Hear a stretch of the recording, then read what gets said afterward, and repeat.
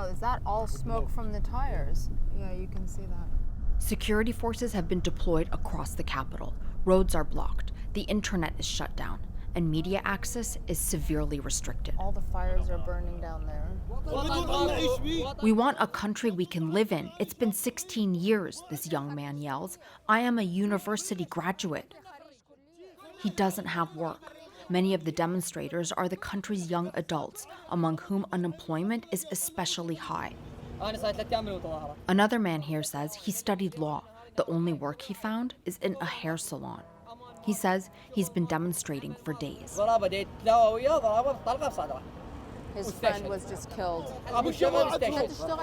They shout over each other about the government's use of force, their friends who were killed in the demonstrations, the injustice.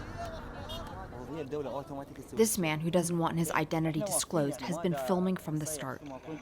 He says the first day, you can see in the video, all of it, there's nothing. He's saying like people weren't attacking the security forces. Our only weapon was to physically block off the street so that the security forces couldn't advance.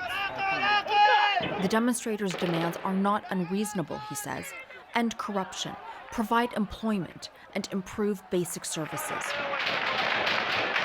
But the protests have grown more violent, threatening this country's already fragile security, and the rising death toll has incensed those trying to take to the streets.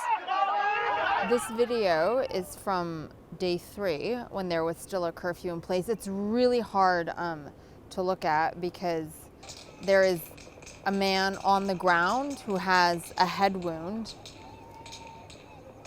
The audio of the gunfire is just constant. A few minutes later, another man is seen bleeding from a gunshot wound. He says all they want is to be heard. Stop the killing, he pleads. Listen to what they want. Send someone from the government to say, I am here to talk to you. What do you need?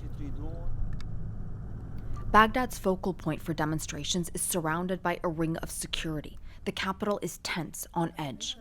The government is calling for calm and has pledged to address the demonstrators' demands, promises the population has heard before. But hollow words will no longer smother the people's rage.